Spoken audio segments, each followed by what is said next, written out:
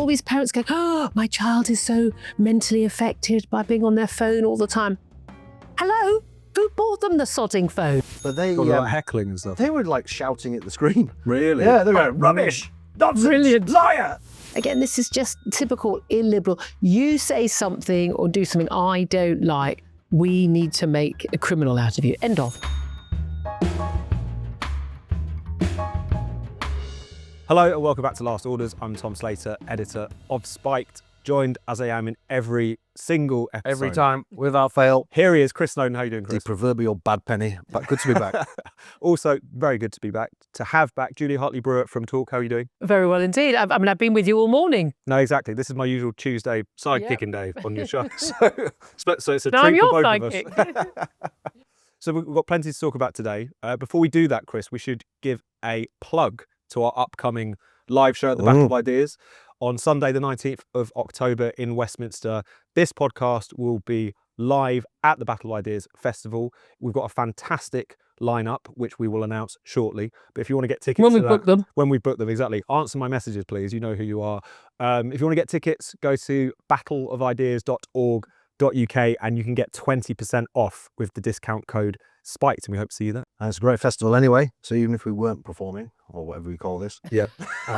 What we you call should go. In fact, this before, nonsense. in the very session before the pod is recorded, I'm talking about ultra-processed food on the panel. So Exactly. Very you on can't brand. miss it, can you? Exactly. And also, we did this very show last year with Julia as well. Yep. It was a big hit, so we're hoping to at least get Didn't the invite me equivalent of this year.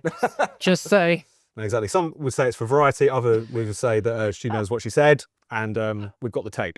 But anyway, let's turn to the main subjects of today. Julia, should we start by talking about the Liberal Democrats? Do we have to? Unfortunately so. I mean, someone's got to. Exactly, and it is the week of their conference. Today, I believe, Ed Davey is going to be giving his set-piece speech. He's probably being crowd-surfed up to the stage on a giant inflatable unicorn or something at the moment. But there's already... Paddleboard in under the hooters. Exactly. After he's jumped, 12 double-decker buses or something, he'll be up there.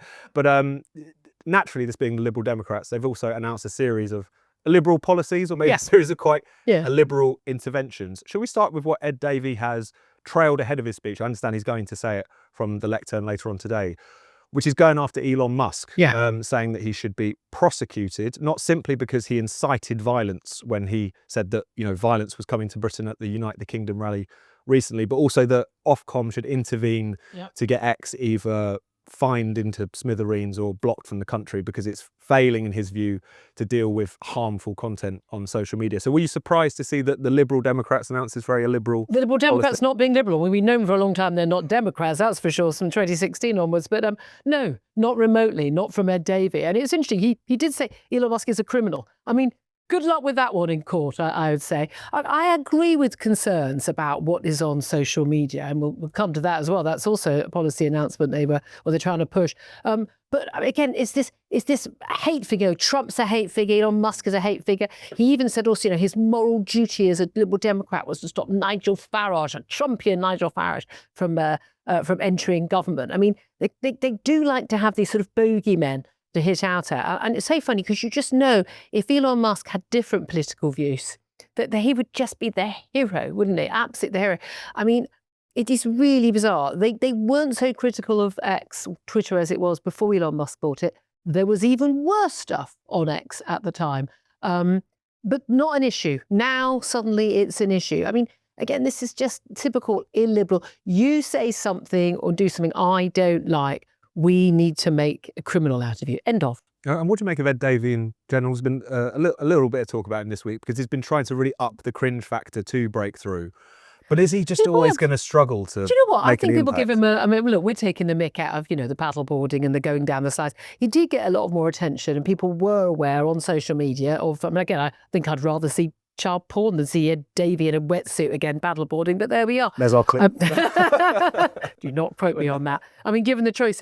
But, he did see a massive boost in Lib Dem votes. He's got more than 70 MPs. I mean, it worked. Reality is it did work. He was going to get it anyway. That's surely that's the point. Okay, so he just knew because they are the none of the above party. Yeah. a plague on all your houses party that people are going to vote them from anyway. So don't even bother coming out of any policies and campaigning. Just have a bit of fun. Well, they do like to come out with policies. One of their policies this week has been about basic limits on kids using social media and warnings like cigarette warnings on social media. How does that even work? Well, I think I don't know how, because you buy a packet of cigarettes, don't you? So you've actually got it on there, the picture of someone's it's a physical product. And, no, thank you. But the social media thing, so how are they going to limit it? I mean, are they literally going to be having someone knock? I mean, don't give them ideas. They're going to knock on the door and go, excuse me, Miss Hartley-Brewer, has your daughter been on social media for more than 2 hours and a minute? I'm afraid. I mean, that is the sort of thing they probably do want to do. I'm also interested in what these cigarette-style warnings would look like. I mean, first of all, the logistics of it, is it when you open the app? But also, what's the horrible image as well? Someone getting graphic revenge porn or something. How do you depict that? The mind boggles. But I dare say they haven't laid it out in a hell of a lot. You mean they're not? They detail. wouldn't have thought it through. A policy on social media that's not thought through. From a party who's going nowhere near government, we hope at least, unless there's some kind of... Well, they're not going anywhere near government. That's why he can afford just prancing around being ridiculous, because he knows he's never going to get in government. He knows he's got 70 Could be Labour Lib Dem coalition. He hasn't ruled out a Labour coalition after the next election. Well, that'll happen again, regardless of what he says now. He can say what he wants. Well, his policies won't become law. I'll maybe get 1 or 2 of them through in a coalition. Everyone said that in 2010. Yeah, and they didn't get many through. What did they get? They got quite a few through. Actually, some of them weren't bad. I can't think of any off the top of my head. They might have got 1 or 2. Well, not tuition fee being abandoned, that's right, for sure. The main pledge. No, but the thing I find interesting is, again, on the social media issue, is that just this obsession constantly. I mean, I'm all in favour. Why the hell has your kid got their mobile phone in their classroom? Yeah, no problem with that. But controlling what individuals do in their own homes, as opposed to, saying, parents, do your sodding job. And all these parents go, oh, my child is so mentally affected by being on their phone all the time. Hello? Who bought them the sodding phone? You can control it with your own phone. So people know that. It's the best thing you can do. If you need to, apply a very nanny state of you. Well, click a family link. And I always say to my daughter, if you don't behave, I'm going to turn your phone off. And then she just, okay, turn it off, bang, that's it. No, please, I'm sorry. And it works. It's much better than corporal punishment. This is a wonderful insight. This is a wonderful insight anywhere in the world. Snowdon Bang, family. Off you go, boom. At 10:30, it cuts off automatically. I've had parents who used to call me to my show. They would say things like, oh, I've got my kid and he's playing, whatever horrible war game online. I don't know, video games, until 5 in the morning or 12 hours a day. I'm like, yeah, I mean, literally turn it off, unplug it. Do you want the government to do that? Well, that's the thing. I don't know why parents can't do it. I find it very... These are the same people who think they can't stop their kid whining about having sweets in the supermarket. So we have to move sweets from the ends of aisles and near tills. It's like, have you heard of the word no? No, they're very, very... They're not liberal, and we know they're not Democrat because they want to undermine a Brexit vote. So it is bizarre that they still persist with that name. No, it seems to live on. I mean, Chris, I know that you're actually slightly impressed by a couple of things that Ed Davey has said in recent days or weeks. So first of all, you might have missed this, Julia. There was his call. Quite based. There was his call quite a while ago, or the Lib Dems in general, to basically issue enormous fines for anyone who plays music out loud on public transport. Which would go down well with many of our guests. Absolutely. And then also there was this announcement this week about public spending, which was a bit it wasn't really an announcement so much as he was being interviewed by someone about PIP payments in particular, which everybody can see are being massively abused. And he said, these things are being abused because during COVID, they said you don't have to come in and see anybody face to face. You can do it online over the phone. And that obviously leaves it wide open to abuse. And they've never gone back to doing face to face appointments. So people are just ringing up going like, oh, I'm depressed or whatever. And you don't get reassessed in person. Like a few hundred people get reassessed as opposed to everybody. The whole thing's obviously a fiddle. And he's not saying he's going to have a massive specific clamp down on it, but when asked, he's, are you going to be, does that mean cuts to the welfare budget? He said yes. So that's good. I mean, he's only saying it. John Swinney came out and said there needs to be cuts to the welfare budget as well, and he's not going to do anything about it. But at least, he's saying something quite good. The banning music on mobile phones obviously is smashing. The rest of it, unfortunately, is awful. Because all these stunts and the falling off paddle boards and, dancing along to the theme of Superman or whatever it was, it actually got to the point where I was just like, just stop doing this and tell me what your policies are.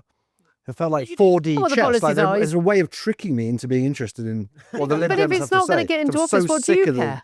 Because I'd rather he gave me some policies than do these endlessly annoying cringe stunts.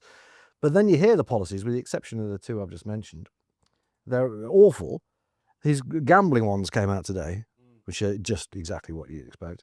So he wants online gambling tax to be 42% of revenue. Now, that sounds like a very specific number, doesn't it? 42%, as if hours of modelling have gone into this just to get it at exactly the sweet spot on the Laffer curve. No, it's 21% now. He just wants to double it.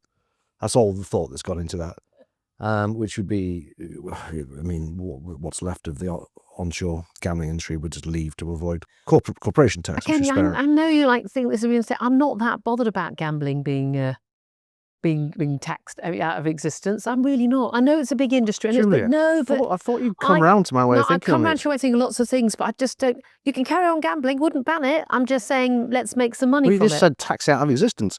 Well, no, you can just keep putting the tax on it. It's not. It is not until it's out of existence, and you can't do it anymore.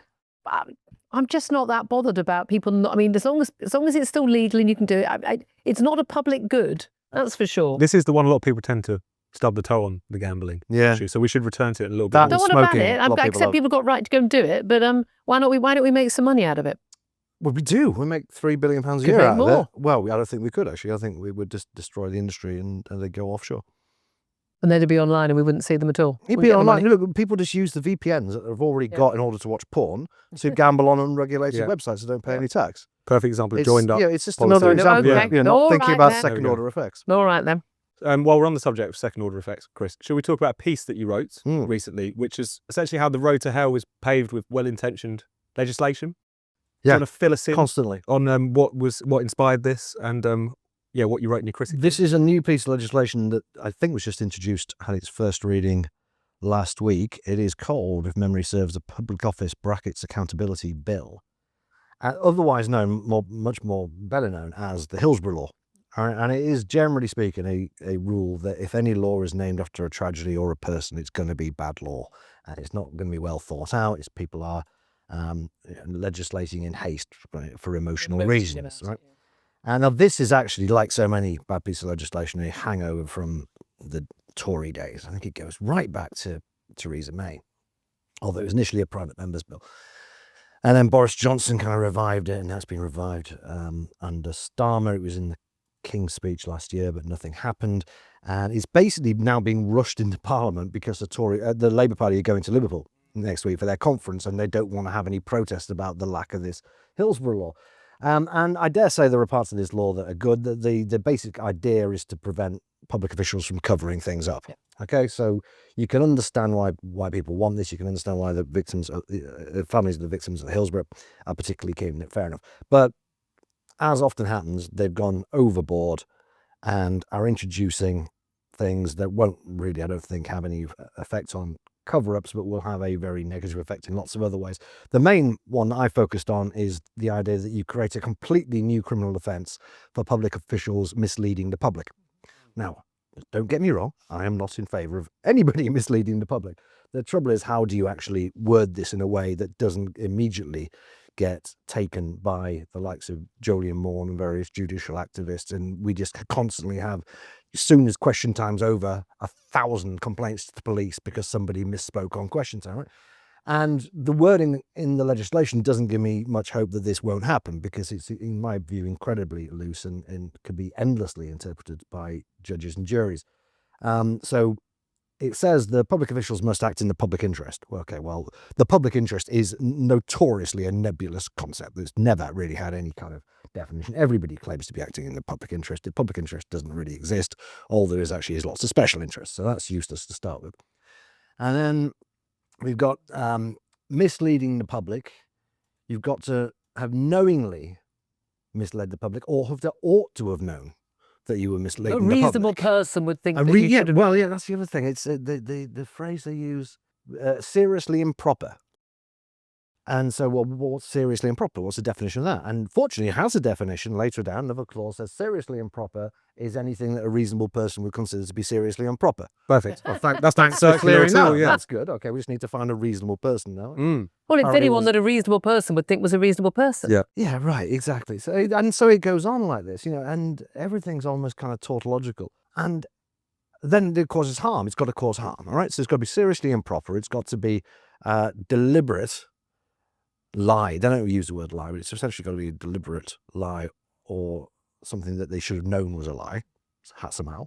How you prove that, God knows.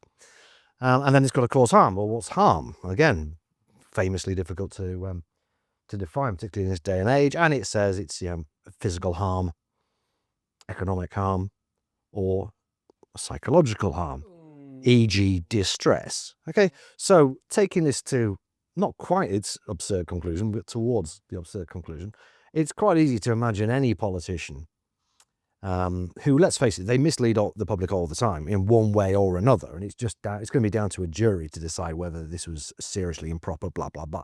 But if it's somebody that the public don't like very much, or that a judge doesn't like very much, if it comes to that, then you can imagine that seriously improper would be fairly broadly defined, and what counts as misleading the public might be quite broadly defined. And so if somebody says that 500 migrants crossed the channel yesterday, was only 450, then, suddenly you get a knock on the door, your collar fell, and up to 2 years in prison, potentially, for this. So it's politicians who are the most likely targets, I think, of judicial activism under this law. But it could be anyone. It could be, I think, any of the state's 6 million employees. Various people at the top of the police force or NHS trust, I imagine, would be targets for this. And as I say in the piece, at the very least, the fact that this law exists, Section 11 of the Act, bill, whatever, I think will lead just to an endless number of complaints. I can see why it would appeal, though, for even people from my sort of political disposition. Would we be able to backdate it? So, for instance, if you were, I don't know, let's pick, for example, the chief scientific advisor or the chief medical officer, and you told people that masks would prevent the spread or the risk of getting COVID, when you knew that there was no evidence for that statement, did you knowingly mislead? Could we have a prosecution? What about people who even medical, NHS people saying that, trans women are women? That you must know that's not true. That causes serious harm. Women, girls facing behind bars or in a refuge or in a toilet facing a man. It's so easy to think of examples of this from across the political spectrum. But on one level, you can go, that'd be quite useful. But I'm getting into this idea. This is where you get into the danger. It's going to be tit for tat, isn't it? Yeah. And ultimately, it's going to depend on which way the political winds are blowing. Yeah. I believe all these things will be settled by juries rather than judges, which in a way is a good thing. Juries tend to be pretty sane on these things. Freedom of speech. Not necessarily. I mean, the chance. Let's say it's Farage being holed up. Most people are not planning on voting for Farage. I imagine most people don't particularly like it. But that's actually true of nearly any politician. If you get 12 randomly selected people, the chances are very strongly that most of them haven't voted for that person, and probably most of them dislike them. And everyone hates politicians anyway, ironically, largely because they're considered to be liars.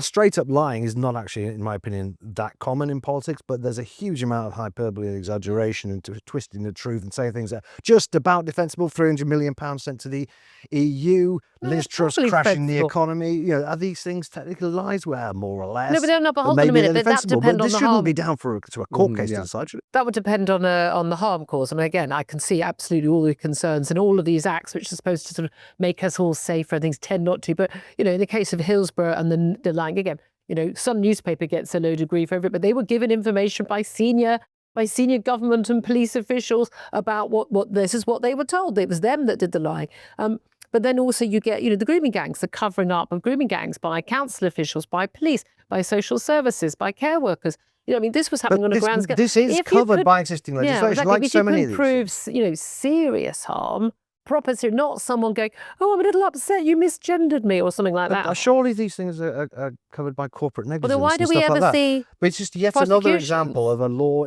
being introduced, which is really already. Well, the guy at Hillsborough did get done for it. There's people being done for the grooming guys, not as many as it should be. Yeah. Well, no, I don't think anyone. No, I don't. Has anyone actually been done for the role in the cover-up? For the failure to actually stop it when they could have? I don't know. They were covering actually, it up. But I'm pretty sure no one's been I don't think there's any yet. legal reason why they couldn't be. It's not necessarily been pursued. Pretty sure there's so many kind of gross corporate. So basically, you're in the situation where you can't really prosecute these things because it's so difficult to prove. So bringing in a law that makes it much easier, but actually will be a net that is cast way too wide. Yes, and it could end up making political discourse even more sort of lacking in any substance than it is currently, because they'd just be so petrified of saying anything. But wouldn't it be nice? I mean, there is an argument, just theoretically, it would be quite nice if politicians... I'm not trying to suggest that political rhetoric would be terrible about the but lying, but it would be held to introduce account a level of say. caution that would maybe be, even excessive. More deleterious. They wouldn't dare say anything.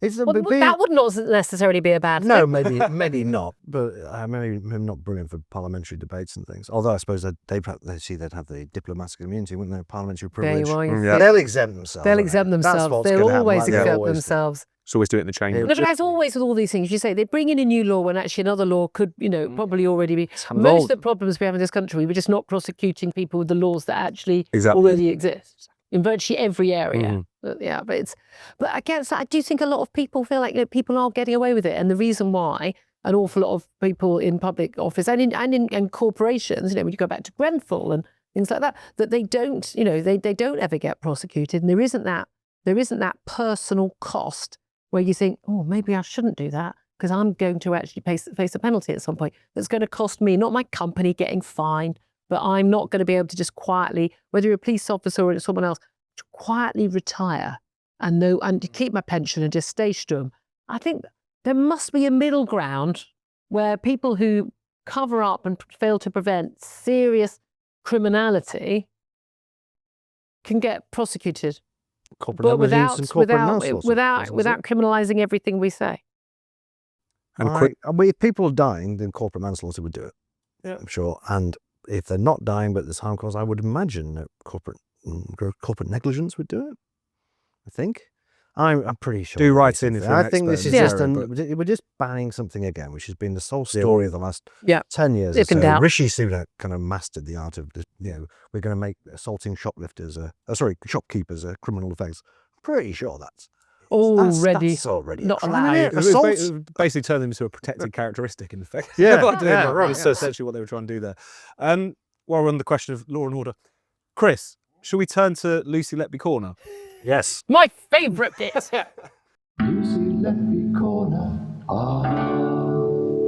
All the Letbyists who I know watch, because you remember mentions every other week. We've been skipping forward to this bit. Hi, Lettbyists. You met some of the Lettbyists, didn't you? Because you went to a screening of a film about Letby. Do you want to tell us a bit about Conviction. It's out next week on Channel 4, and I recommend it. It's a full feature-length film about the Letby case. I was kindly given tickets to this preview in London's famous Shaftesbury Avenue last night, so I can give an exclusive preview to our listeners and viewers. Good film. It covers an 8-month period between Letby's last conviction and sort of just after the big press conference with Shuley and all this kind of stuff. And it's kind of fly on the wall stuff. They got a lot of access to the prosecution witness, Dowie Evans, and a lot of access to her new lawyer, Mark MacDonald. And so there's a lot of them sort of making breakfast and looking out the window and having a cup of coffee. A bit too much of that, to be honest with you, but it's atmospheric. And the director was talking afterwards in the Q&A. It was quite interesting because he's not picking sides in this. He just wanted to make a good film. Right, he's just interested as a filmmaker, and so it's a human interest that it's kind of pitting these two big characters against each other and seeing how they kind of think. That's what he's really interested in. And then the other two main characters are kind of Phil Hammond, Private Eye, is obviously on Mark MacDonald's side, and he's explaining a lot of the arguments against conviction.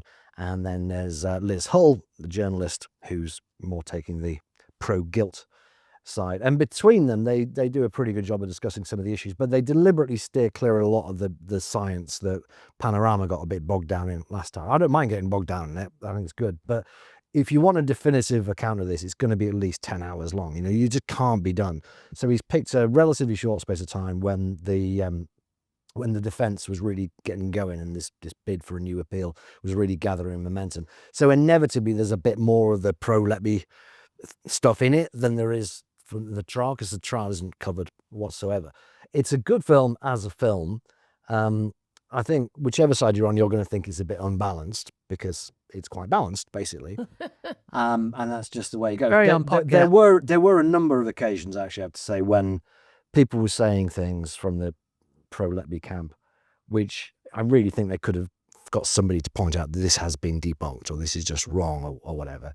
Because I suspect people coming into this fairly fresh are going to wind up more in the pro-Letby camp. Is there anything that stuck out on that score that you want to pre-bunk for people who might not have seen it? If it isn't, I've just come up with it. But it's they talk about the incident stuff, briefly. The incident stuff is really quite technical. You can see why they didn't want to linger on it for too long. But they basically said, oh, we found this test from the same lab where the figures are wrong. Well, the figures are wrong because somebody handwrote them in wrong, just the wrong way around. It's not comparable with the test that was used with Letby, which came straight out of the machine and hasn't really been seriously contested.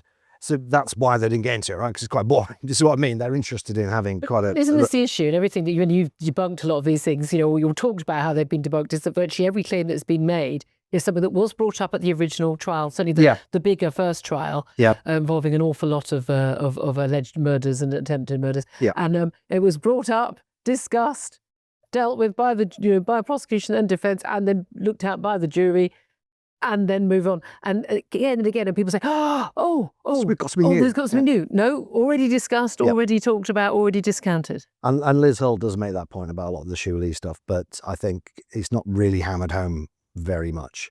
So I suspect people are going to come away with a bit more. Was there a conclusion? No, not at all. And they also, I mean, the really new stuff they had, they got two parents who were involved in the original investigation. It was a classic Letby case by the sounds of it, in that they had a child who was perfectly well, wasn't even premature actually, then just mysteriously collapsed, had to be resuscitated 3 times. Lucy Letby comes in with this baby box, and when they say to her, like, oh God, as he died, it's like, she starts laughing. Now this didn't feature in the actual trial. The police didn't feel there was enough evidence, but they seem pretty convinced that she tried to kill their son. Although even the mother, interestingly, was like, some days I think she's innocent, some days I think she's not, and that's kind of the note they end on, which is quite fitting because the whole thing really is about doubt and uncertainty. But that's where we all are, isn't it? I mean, I've said on air on my show that, look, I don't know. I was always inclined to go with the jury that heard all the evidence over a year plus, and also, by the way, spent weeks in the jury room, discussing each individual case. Came back with some guilty, some not proven, not proven, but we couldn't come up with a majority verdict, and not guilty. It showed to me that they had paid a lot of attention to each individual case. They weren't just going, whoa, she looks guilty. Yeah. A load of medics have said so we'll just make it. It seemed to be very obvious. So many things have been raised. I know a lot of it's been debunked, and I've certainly said on my show, look, I've got no issue with there being another trial if this could go back to appeal, just to debunk a lot of this. But I know your point on this is it costs a fortune. We've got massive delays. We've got people who've been raped, for goodness sake, who wait 4 or 5 years to go to court. If she's found guilty again, that's not going to change anyone's mind. It's not going to, no, that's the thing. Or it'd be like best of 5. We can't just keep having year-long trials. Right, but I know you've got this idea that, look, it's just, whichever you came up with at first, it's just, a load of middle-aged blokes who are, she looks nice pretty blonde girl, doesn't look like the sort to go around killing babies. It's got to be part of it, hasn't it? But why do you think so many people are convinced when the evidence was laid out?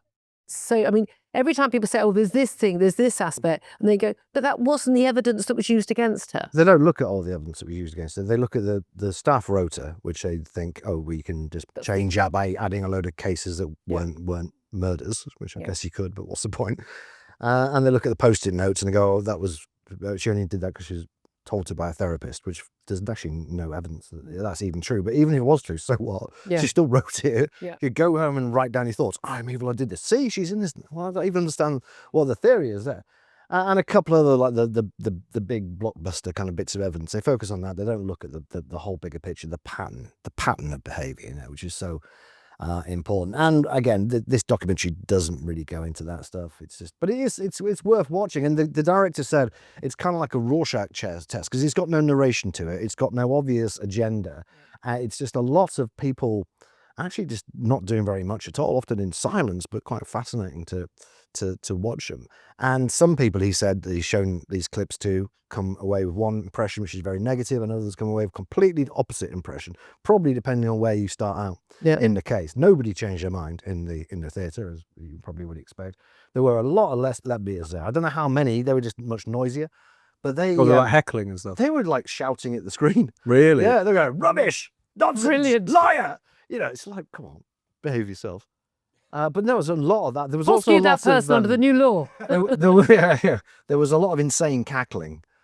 and sort of jeering. Really, I didn't join. Maybe in they with should this. play it. I Like thought about I should start booing and Yeah, kissing so every like time Dowie Letby Evans comes come in. on screen, they're like, Yeah, no, it really that was. sort of And thing, they're yeah. just laughing at him in this mental. But they should play it in Lucy Letby's prison, shouldn't they? I mean, the thing I think Well, to it will remember be all on this, and I know TV. we sort of kind of make light of it. I know I listen to the podcast every time it's on, and just sort of like, you know, I understand we shouldn't be laughing about this. We are talking about dead babies and babies that almost died, and this is the worst thing that could happen to any parent. And these parents who've lost a baby or almost lost a baby, which is, again, as terrifying as it can be. I mean, having to have this debate and all these people say that this awful human being convicted of killing your child, having to wait all that time for the, I mean, they're the ones who had to, you know, try and raise the alarm and all the fight they've had. And then to be told, nah, she's far too nice, she couldn't have done it. Well, some of these people in the audience, they were laughing at the parents talking, you know, and basically calling them liars. Oh my God! God! Some of them are pretty disgusting people, quite honestly. And you go in the cinema with them, and you can almost smell the mental health issues. You can certainly hear them because of this. Like I say, this insane cackling that they engage in to encourage each other. Which is why, as we always stress, this isn't so much Lucy Letby Corner as it is kind of Letbyist. Absolutely, because they are the target of. You are the target. What other things are Letbyists obsessed with? Because people who have a very strong viewpoint on one thing often have the kind of, you know, like the Venn diagram of their interests and their causes. Well, to be honest with you, Julie, it's what else is in that circle? Lockdowns. Lockdowns. Yeah, Afraid to say. Oh, well, yeah. What else is it? Is anything that they feel strongly about evidence-based? I wouldn't have thought so. It's a bit, to be honest, it's a bit of a mixed bag. You know, I was sat with Felicity Lawrence last night, who's at The Guardian, semi-retired now. She's quite a nice person, a little bit loopy when it comes to Letby. But, you know, a lot of people at The Guardian got into this. It's neither a right-wing thing or a left-wing thing. You have people who are, you know, you've got big Palestine flags and the thing. Of course, other people who are completely It's probably an Israeli conspiracy. Well, no, you've got the pro-Israeli people. It really seems to cross all known, you know, political barriers, I would say. The main thing they have in common, as with most conspiracy theories, it's rather inadequate people looking for a way to feel cleverer than experts. Wouldn't it be interesting if she came out and said, yeah, I did it, and here's the other 300 I tried to kill as well? They look a bit stupid. I would love that to happen, but I don't think it will happen while the parents are still alive. Maybe if this ever dies down, I don't think she'll happen. And she didn't choose to give evidence in her own defence either. I mean, no, she did. She did. Didn't she? She had to face some cross-examination, but did she actually give? She barely said anything. No, she did 3 weeks of 3 evidence. weeks, did she? Yeah, she did. She was the only person she really put forward apart from this plumber. And I think she must have thought, I can sweet talk the jury. I've convinced everyone all along. Apparently, you know, she really didn't. And the people in court, quite a few of them, it was her testimony actually that convinced them more than anything that she was guilty, because she seemed shifty and evasive, couldn't remember things that anybody realistically you'd think could remember. And their best defence from the Letbyist of this is, she was on heavy medication or whatever. You know? Yeah. This is the issue. I think most of us, except like me, you know, I mean, I don't want to read testimony in a court that involves this horrible, horrible story. A lot of us weren't paying attention, certainly not to detail. A lot of that wasn't even in the papers at the time. Yeah. And I often look at stories that I can talk about on air. It's an ongoing court case, can't touch it, move on, go to the next story. And then, of course, everyone that presents this stuff has said, look at this new evidence. No, we had 4 weeks on that in the trial. You'd like it all to be over just so you don't have to talk about it anymore. But what would you do on this podcast then? Exactly. Yeah, we'd lose a lot of viewers. We would. I know a lot of them are viewers who hate us. And hate mail. Yeah, exactly. So so you encourage people to check it out. They should go and find it. You were talking there about theories, Chris. Shall we do our theories segment? We'll give Julia a bit of time to think of one, because I forgot to tell her that we were going to. I know, but discuss listen, this. I should have remembered. Have I done my people who don't drink a gay one yet? If you haven't, Can I clarify here? I mean, You're drinking a pint. Yeah. You've got looks like a pint of whiskey. Mine is not like a quadruple of just to be clear, sextuple gin and tonic. It's water. if anyone's got a theory about what's in this glass, it's not what you think it's it is. a bit more nuanced than that. That was more the elevated picture version. Okay, great. My theory is, and firstly, this doesn't apply to people who've never drunk alcohol at all. Okay. And it doesn't apply to people who don't drink alcohol for religious reasons. And it probably doesn't even apply don't approve of them. to people who used to be alcoholics and now give up. So it's not all. It's by not any stretch of all the by any imagination, means. It's people who say, I don't like alcohol because I don't like losing control. Those kind of people, right? And it's because they have a secret that they don't want other people to know. Now, not necessarily being gay, but being gay is the most obvious one, especially in the old days. Obviously, quite rightly, it's less of a taboo these days. Celebrated even. and rightly so. Nothing against gay people, to be clear. I'm not quite so keen on people who don't drink, but even they, I will tolerate. Right? It's just an observation. The people who don't drink because they don't like losing control are afraid of saying something or doing something that will reveal their true selves. That's my theory. What do you think, Julia? I think that's probably true. I've got a big problem with people who don't drink. Good. No, genuinely, I just find it a little bit weird. Why don't you? I don't mean like getting drunk. I mean just like, why don't you? Well, I don't like the taste of it. There are millions of different. I mean, I can't drink that stuff, whiskey. I mean, genuinely, my husband loves his whiskey. I can't even bear the smell of it. But I'm sure you can find one that you'll like. You know, have a cocktail. Yeah, pina colada. Oh, imagine that. Everyone loves it. I've been getting into pina. I've been making my own pina colada. There you go. You have way too much time on your hands. Oh, it's only coconut milk, rum, and pineapple juice. Do you have any theories, Julia? Well, I have a theory that there's no real genuine conspiracy theory. That's my thing. But kind of that doesn't. Because they're all true. They're all true, really. Yeah, Letby included. No, it's just that like people always talk about conspiracy theories and people who sign up to a lot of them, whether it's I don't know UFOs, whatever. I think everything can always be explained by cock up.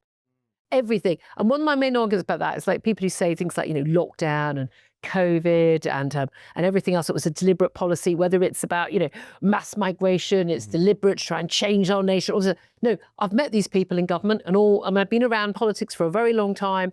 Trust me, there is nobody at all at any level in our political world remotely capable of any conspiracy. These people can't conspire to go to Starbucks and buy a sodding coffee. They are utterly incompetent.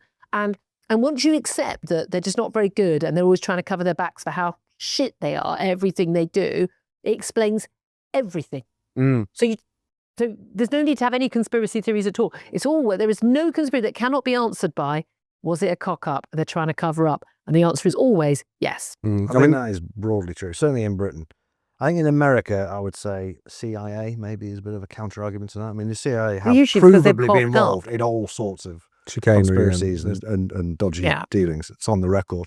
But certainly the British political class, I mean, the current lot, they can't even get away with cheating 40 grand on, stamp duty or getting a rich guy to buy their wife some dresses, without anyone finding out. So, Julia, before we let you go, we should ask the question that we always ask all of our guests, which is if you had to have one band, what would it be? You are a dictator. One key one. This is I'll do two. I'll do two then. I'm hoping I'll get invited again. I've got to save some of them. I don't know if I've performed enough to be asked to be invited back. Absolutely. For me, air fresheners, full on ban. All air fresheners. I mean the things in the little pine trees. Yeah. Oh, in cabs. I've got into a cab once. Genuinely, there was more air freshener than there was car. I mean, genuinely, it was like that thick. How many times do you take your car to be cleaned? And it was that thick. Now, I'm allergic to air fresheners. I have since discovered this after I get in a cab. They'll go, no, there's no air fresheners here. I go, are you sure? Because my eyes are watering, my nose is running. Are you sure? Are you sure there's not? No. And then I'll go, no, there's one down there, or there's one plugged into the. And I'm literally streaming. It turns out a third of people in this country they think are actually allergic to these things. I think all the people you hear sniffing on the tube that you hate because they're allergic to the air fresheners they smelt last time.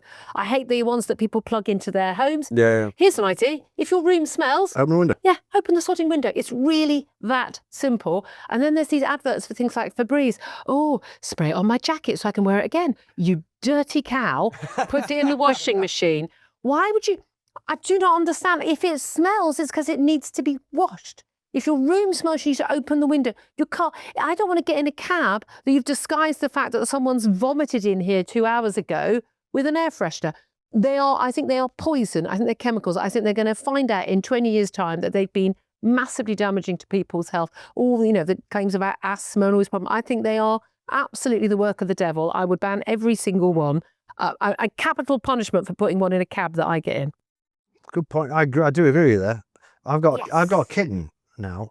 Is that a euphemism? No. But just checking. Yeah, he's transitioning. A lovely little kitten, but it didn't half eat. For a small cat, I've never seen anything eat. So he'll eat all the other cat's food. I've got 2 cats. I'll have at least 4 sachets a day for a small cat, and eat all the biscuits as well. And inevitably, then does massive dumps. All right, fair enough. That's the way it goes. And it did one the other day. It did stink the place out. But we've got big, patio doors and just open up. And it's summer. And then wife comes down, air freshener. It's just, No. Or really cheap air freshener as well. No. But just mixing still with the smell of the cat poo, which is obviously still No, it smells hasn't the gone poo, away. It's and like it- polishing the turd. poo as and well, lavender. Yeah, that's Beautiful. your eyes are streaming and you can still smell. No, it's bad for you. Did say you had another one, Judy? Yeah, or do you want to hold on to it? Megan. Mm. There's only one Megan. Everyone hates her. Megan, no, sorry, no, I want to ban. Has to be something on No, top. I don't care whether you love Meghan. I mean, we'll call her Meghan Markle. She's been married for quite a long time. I can't remember who, some bloke. Anyway, going to remember, hey, What is she's she? a The proud- princess of what? She's not princess of anything. She's a proud, independent career woman who gave up her job to marry a prince. Nothing says proud, independent career woman like that. Here's my rule. As of after today, I don't care whether you love her or you hate her. No one's allowed to talk about her, including Harry. No one. Don't mention her.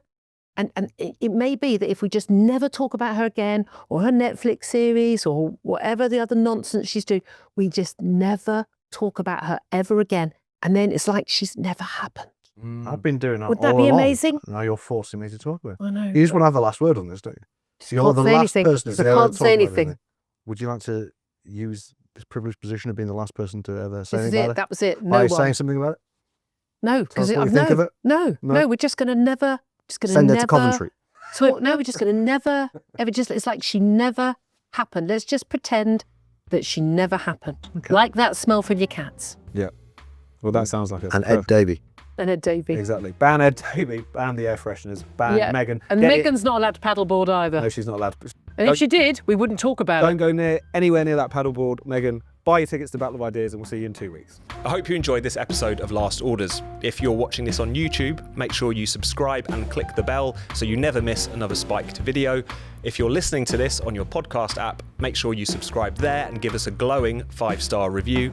And if you'd like to get in touch with your questions or ban suggestions, email us at lastorders@spiked-online.com.